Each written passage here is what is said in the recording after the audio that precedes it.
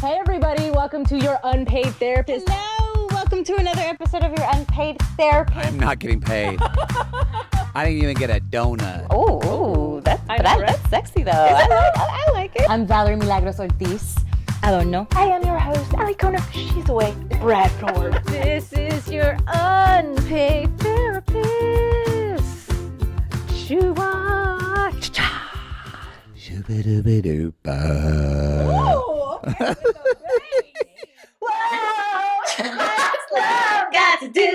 Got to do it. Hey, I'm Valerie Ortiz. And I'm Ali Kona. She's away, Bradford. Yes, welcome to another episode of your unpaid therapist, and we are talking about love. Happy Valentine's Day, ladies. I love it. Okay, so we're going to talk about love. What's love got to do with it? Do we believe in a soulmate?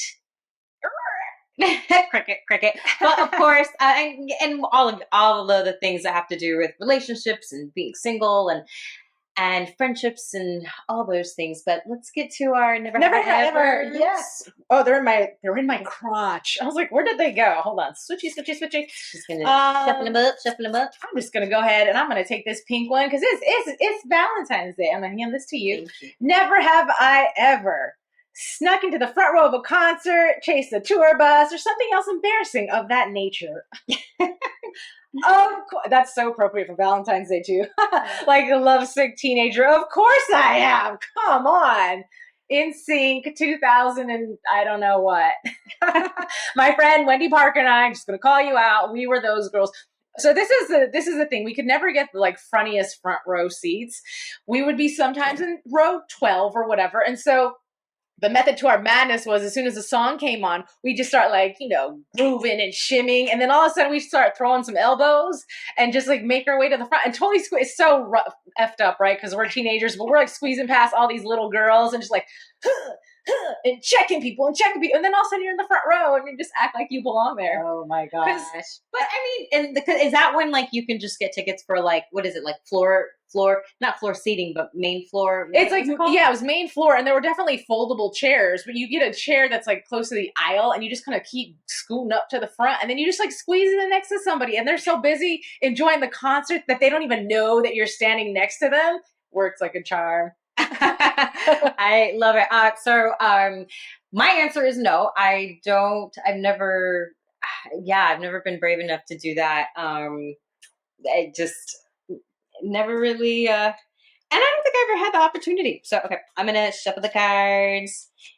My never have I ever is, okay. Never have I ever had a rude encounter with a celebrity that I didn't see coming. Okay. Oh. So, looking back at this now, so I used to do red carpet interviews for a show called LATV. And I don't even remember, it was some Ben Affleck movie that he was starring in. And I guess there was like Oscar buzz. Yeah. And so I would go on the red carpet. I'd have my producer, depending on who was coming up, next, she'd kind of like tell me a couple things that like, okay, specifically for this person, let's make sure you ask this. Mm-hmm. And Jennifer Gardner was coming up and they were together at the time. Yeah.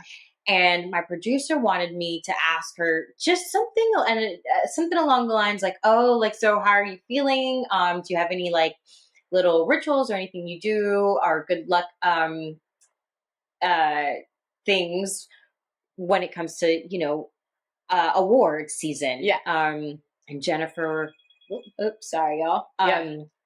Jennifer just stares. And I'm like, we're on camera. And she looks at me. She doesn't say anything. Then she looks at her publicist and she looks back at me and then she walks away. I was like, what? It was the weirdest thing because she was before that nice, but it was just like, what, how do you just not say anything? And I wasn't offensive. Like, it was kind of like, I'm sorry, I have to. Do you have any superstitions? Yeah. Like, it was something, the question was about that. And she walked away. And then, so later on, I think she felt bad because it's like, look, I'm a innocent female. I was like in my 20s, this little thing, like all excited. And she was like, oh, sorry. I just, I get really superstitious about stuff like that. So what? like, and it was off camera clearly, but it was just so odd. And I just thought, like, first of all, it's not that serious. Second of all, you could have just said that. Like, that's a valid answer. Right. And I would have been like, okay, cool. Next. Moving on. Right. Like, it was so weird. So it was kind of rude. Like, I just thought it was really rude. Yeah. How about you? Yes. So I was we're just calling people out by name, aren't we? I was at a RuPaul event, and he was doing a red carpet for his makeup artist, somebody Anderson. So both of them were on the red carpet. I'm talking to the makeup artist first, and then here comes RuPaul, by the way, who's like Amazonian tall. This guy is like close to 7 feet tall. It's funny because there's a picture, and I'm me and my 5'2" self, and he comes into the mix, and I was like, hey. Like, didn't even get 3 words into my intro. I was like, so you've been doing makeup for and RuPaul's like, can you get to the question, please? We don't have a lot of time. And I was like, shit, where was I in my question? So I asked the question, and like the whole time he's just looking around, and and Matthew, that's the guy's name. Matthew was answering, and then all of a sudden, it's like Ru just like popped in and was like, okay, well, we gotta go. And then he's like talking to him, like not even talking, like not acknowledging me, talking over my head to his friend. That's so weird. And I'm like, I'm giving you guys publicity. This is your event for him. You're trying to promote him. Mm-hmm. Nobody cares about this dude. And here I am giving you Yeah. free publicity for this outlet, again, on the red carpet, and you were an asshole. That's so frustrating. Yeah, and I really like RuPaul, so that's why I was really disappointed. Super disappointing. Yeah. You know who was amazing? Just to leave it on something positive, and because we're talking about love, and he is like he was one of like Hollywood's most eligible bachelors, was George Clooney. I was working again, same station, and I forgot what movie it was, something huge, but I was like way at the end of the line, and there was so many huge celebrities that like passed us by because we were, a local bilingual station, and nobody knows LATV anything. And their publicists would just be like, whatever, it's not good enough, or move on. They don't have time. Sometimes it has nothing to do with you, Yeah.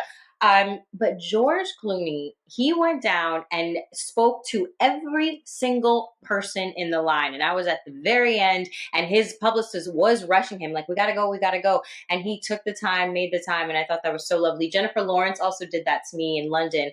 I interviewed her for Catching Fire premiere, and it was raining, so she had every right to keep going and not talk to me. And it was free. I was working then for ABC Family, but she stopped and she answered a question, and I was just like, that's so dope.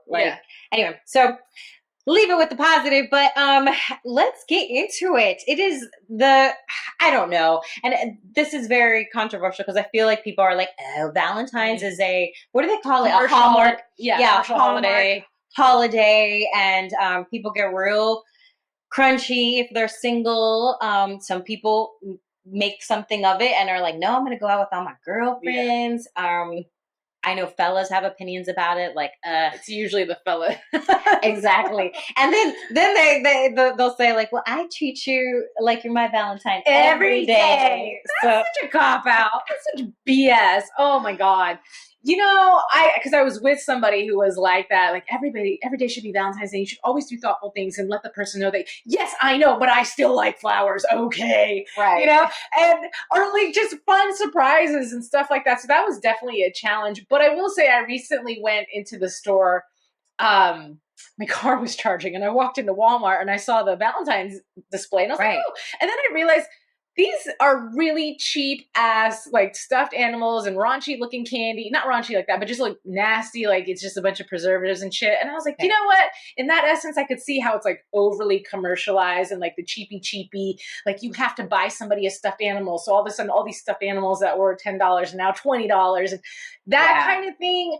Yes, I see that. However, I do see the fun in, when you're in grade school and you have your own, you make a little mailbox out of construction paper, and and it's such a big deal to give a Valentine to the boy that you think is cute. Like, you go through all your, like, let's say you have your Disney princesses or Dory or whatever, and it's like, oh, I'm gonna get the big card with the really pretty princess picture, and I'm gonna save that for Ryan or whoever, So it's like, that's cool, and I do. That was fun. That was a really good memory. Yeah, in grade But school. did Ryan give me a good balance? I was just about to say, like, did it, what, because I could see, especially now, because everything has to be politically correct and like everybody needs the participation trophy. Like, I could see, and I've heard of people kind of saying like that's not a good thing, because then if somebody doesn't get a Valentine or whatever, then it becomes people's little feelings get hurt, which I understand, but I'm just like, it gets to a point where we're just protecting kids a little too much, I think. That's nor here nor there. But I do want to ask you, speaking on love, do you believe in soulmates? Yes and no. Like, I definitely believe in soul friends. I feel like when somebody comes into your life, there's a deep spiritual connection and you just get each other on every single level and you have so much love for this person. And I've definitely had my share of different soul friends in my life. Mm-hmm. And at the same time, I've had men that I've been involved with that there was this weird, unexplained, deep connection. And I don't know if it was just chemistry, which is a physical response to the bodies. Yeah. Or if it was something deeper than that. I've full circled with people 20 years later, you know about that. And that was like the most bizarre experience, that how you cannot see somebody in 20 years and in one day. Yeah. It's like nothing passed. Wow. Yeah. So in a sense, yeah. But I do think that you can have more than one soulmate, if that makes sense. Like that was my question, because some people believe if you have a soulmate, like that is the one. And I used to believe that. When I got married, I thought there was a soulmate. And now looking back, I was like, girl, you were a little baby. Like, you didn't know nothing about nothing.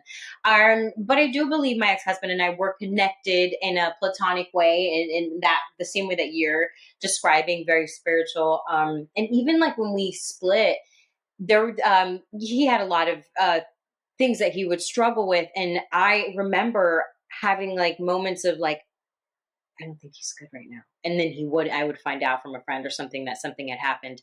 And I was like, oh my gosh, that is wild to me, to be so connected to somebody and have those kind of experiences. Yes. I was to say, I have that same thing, but it's in dreams. I know when somebody pops up into my dream that I haven't talked to in a long time, and it's that person I was just telling you about, it's something telling me you should call this person. I don't think they're okay. And sure enough, I called that person and they were not okay. Like to the point they were in tears. And it was like, whoa, just unexpected. Yeah. So having been married and then had relationships after that, I don't believe in that just one soulmate. And I do believe in like platonic relationships and friend mates. Mm-hmm. For sure, 100%. Because yes, there's people that even with friends, right, that you have those kind of connections with, that you're just like, oh my god, I have a couple friends that I'll be like, just thinking of you. They're like, oh my god, that's so weird. I was just about to text you, or shit, I'm having a hard time. Like, perfect timing. So I agree with that. And now going to, obviously the famous song that we opened the show with. Yes. What's love got to do with it? Do you like, let's dig into that, because is it love? What else do you need to have a successful relationship? Chemistry, obviously, communication, trust, humor, I think is also super important in a relationship. Do you think a relationship can last without love? People do it all the time. Yeah. Should they still be in those relationships? Not necessarily, but it's a matter of convenience. It's a matter of both people are benefiting in some which way off of this relationship, whether it's you have a child together and you're doing it for the child. Like, that's why my parents stayed together. I was there, and other reasons. Financially, you guys are, your bills together, your house is together, whatever. It just would be too difficult to try to undo. I hear that a lot, especially at this age that we're at now. Like I've had friends who, in the decision to leave, that was a huge aspect of it. It's like, well, you know what? To be honest, it's just kind of convenient, and it happens all the time. And the kids, with the families and stuff like that. So I do agree. I do think relationships last without love, but I kind of feel like you need more of everything else than the love at times, because the love will always be there. That ideally, you know, you build that foundation, like that's the beginning. Mhm. But if there's not like respect Oh, well, yeah. and like admiration and just like friendship, like it's, Fun. yeah, I don't think it's Dude. going anywhere. You need to read. And I was saying this before. I said this on one of our lives, by the way, and you were like, what's this have to do with me? But I was reading Jada Pinkett Smith's book, and Sure. they actually talk about two things. One, this new phrase that we've been using, conscious uncoupling, which is no hate, no whatever. Like, I think Vishen Lakhani, if I'm saying that correctly, him and his wife did that. And they threw a party. They threw an uncoupling party with all of their friends to say, we had a good time. We had a good run. We've outgrown each other in different ways. So we're being friends, but we're consciously, kindly uncoupling. Okay. And so that we can move on. And a lot of people don't realize, first of all, if you haven't read Unworthy by Jada Pinkett Smith, you will look at her 100 times differently. And it's such a fantastic book. Because even at the end of each chapter, there's a reflection, and it asks you to do a reflection. And it gives you a little exercise of how you can reflect on your life. But she talks about her and Will Smith and how she allowed people to make her be the bad guy, which we as women do. That's a whole other topic. There's something called himpathy, H-I-M, pathy, instead of sympathy. We'll talk about that in another episode, but I think that was that. Her and Will Smith have not been together since 2016. They're married, and they've chosen to keep the label of married because they made an oath, you know, in front of their family and in front of God. However, they do not act as a couple, but they're a family because of their kids. And Jada's like, we have this really deep, soulful connection, and I don't think he'll ever leave my life, and I'll never leave his. But as a married, like as a couple, we fight a lot, or we have moments where we just hate each other and we have to be in separate, you know, houses, but they're still married. They're just not together. Yeah. I don't know. I feel that to me is hypocritical, just because if like the sanctity of marriage and its origin and the reason why you do it is because of love, and it is to make all those things work. So if what you're saying is none of those things work, but we're just going to keep the label because, you know, you're cool, I don't get it. Other than tax reasons, like financial reasons, it doesn't make sense to me. But I respect it. Do you, boo? But it just really doesn't make sense. And even when it comes to marriage, like, by the way, like after I got a divorce, I was like, do I need the paper? Like, is it important to me? I do want a family, and I do want my children, my little family, everybody have the same last name. I'm traditional in that way. Mm-hmm. So it is important to me. And I cannot wait to have that in my life again. But I definitely had a moment where with the right person, like if it wasn't important to them and we weren't going to have kids, I don't think I would need it. Yeah. I'd be okay with like a celebration party, like invite all the friends and let's celebrate that we're together. Do we need to get the government involved? Not necessarily. Like, I'm okay. I'll be all right. Yeah.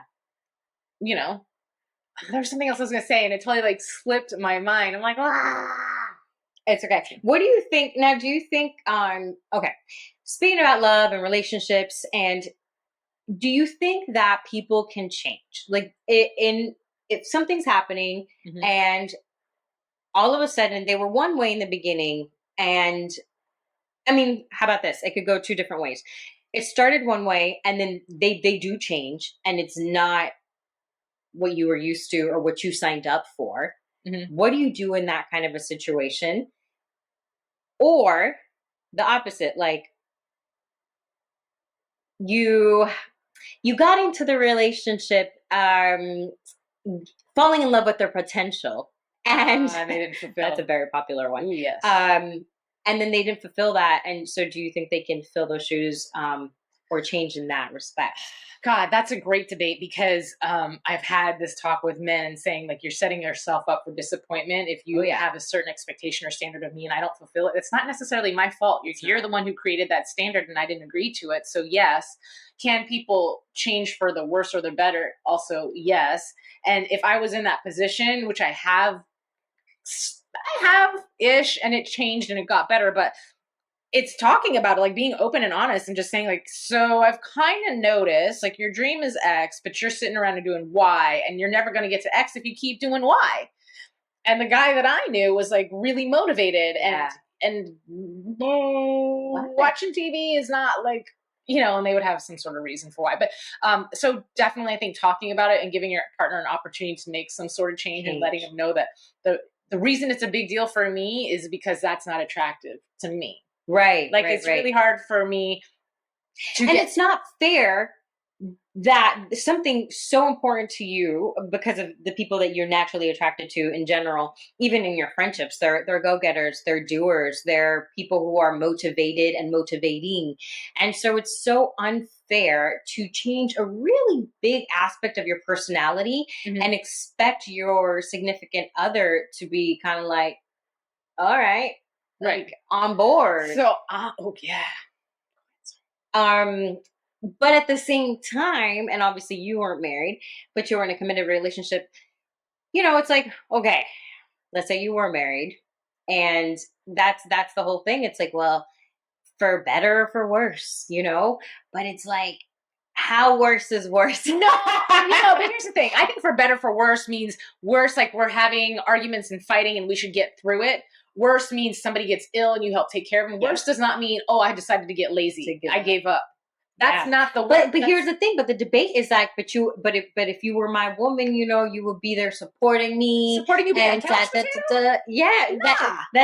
right. I know that, but that's kind of like that thing of like, no, but you stick it through, and that's the problem with these young people nowadays because they just give up too quickly. They're swiping left, like super fast. They're moving on to the next. So it's weird because I see both sides of it. Yeah. And because I've been married and I've gone through the divorce and now I'm in another relationship in that trajectory of, getting married and I've been with somebody who didn't want to get married and that wasn't like an end goal for them. So I've seen all the different like possibilities of like, if I turn left, my life will be like this. The fork in the road, right? But I see the value in both. I think if you know what you want and you know what you deserve and you have the gusto to be like, I'm swiping or whatever that case may be, then do you. That's fine.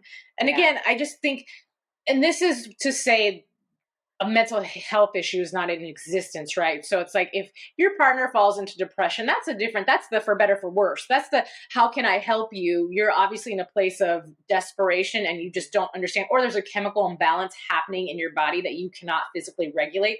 Let's get you some help. And I mean, even that's a touchy subject because I feel like yes, and nothing changes. Yes, and it gets worse, or they get, the situation just becomes less about them and the relationship suffers too. And so, I mean, that can get just so tricky. So and even when I think about like my parents and the success of their marriage, and I mean, obviously it wasn't always perfect. And you see these little old people, I've been married since, or even, we had a guest on our show, who's our Patreon member, Brandy. She's been with her dude since they were, 18? Yeah. And they're still married. They have kids. That is like, to me, nowadays, like considering everything, what I've been through, I'm like, dang, that is commitment. Yeah. I mean, which is literally, that is commitment. And I can't imagine it. And you know what? What's funny is in my relationship now, I've had this thought that I'm like, you know what? I'm like, this sucks. I wish I would have met you sooner because my boyfriend is older and I'm like, damn, like, and this is kind of a dark thing, but it's supposed to be sweet. But I'm just like, like I don't get that much time with you, Yeah, yes, and but you have to go through your life journey to be ready for him, to appreciate him, right? So it's like my first boyfriend was a certain type of way, and he was lovely, but there were certain things that he wasn't meeting my expectations. So when the next guy came along, I could appreciate those things that he had that my other one didn't. So much more. It wasn't just an average, like, he just happens to have. It was like, I was craving this in my last relationship and you have this. And like, I'm so grateful that I found this now. Yeah. So I think that you had to do that. Yeah. And had to get to the point where everything that David encompasses now is that much more like, Yeah. refreshing because it's like finally I got it all in the package that I've been looking for. I want to bring it back to Valentine's Day since we're supposed.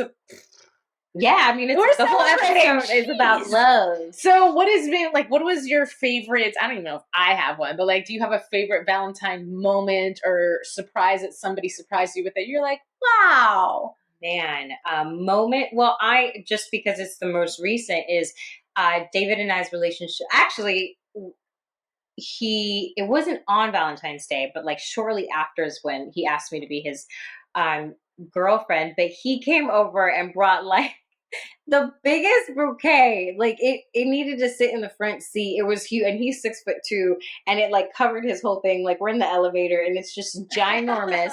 And I was like, what? It was like the biggest thing of flowers I've ever gotten. And then some cute like little sneakers that he had seen for me, and then took me to like a brunch and like was it Malibu? Somewhere by the water. So I mean I think I remember what made it special is just like I felt like, and I had those moments of like, oh my gosh, this might be it. This might be my last new Valentine's with somebody, you know, like this might be my forever Valentine, to be corny. So that was super special. Yeah. Like my dog is my favorite Valentine. Yeah. I don't know if I have any like special, because the last person I was with was not a big Valentine-y person, and then the person before that was, I just can't remember, to be honest with you. So I guess it wasn't that big of a special thing, right? If I can't remember. My mom was always, this is so sad, I'm like, but my mom was always really good about celebrating holidays, like Easter, Valentine's Day, like I was always taken care of. So I don't have any like super good stories, but I can share for those of you listening who want some tips, because I can do some fun, creative stuff. I got 2 ideas for you guys. What is it? So I actually did this for a Christmas, but that's fine. I bought this treasure chest at Michael's, and I painted it, and you know, looked like a legit treasure chest. Okay, and I put like little skull and crossbones, whatever, blah blah blah, and I put the person's name on the top, and then on the inside, I went to the park in the middle of the night, and I stole a patch of grass. I felt real like a burglar too. Like I felt so what do you call it? Like I was an outlaw. Okay. My little shovel. I had a hoodie on. Like you, girl, if you don't get to the point of the story because we're running out of time. Sorry. Point is, I dug up a rectangular patch of grass. I stuck it at the bottom of the treasure chest, and then I got some butterflies and some butterfly food, and I put it in the treasure chest, and I covered it with a little mesh, just for a temporary situation.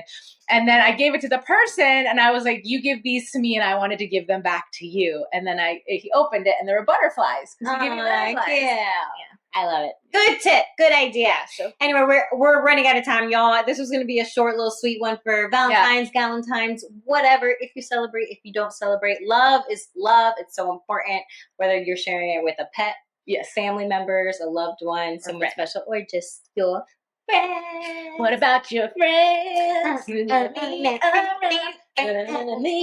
Okay, we really do have to go, guys. But we love you. Thank you. Hope you have a wonderful holiday, non-holiday, whatever you want to call it. Yes, happy February, happy love always, and thank you for giving us love and sharing this journey with us. Yeah, we love you. Adios. Okay, bye. Oh shit. Bye.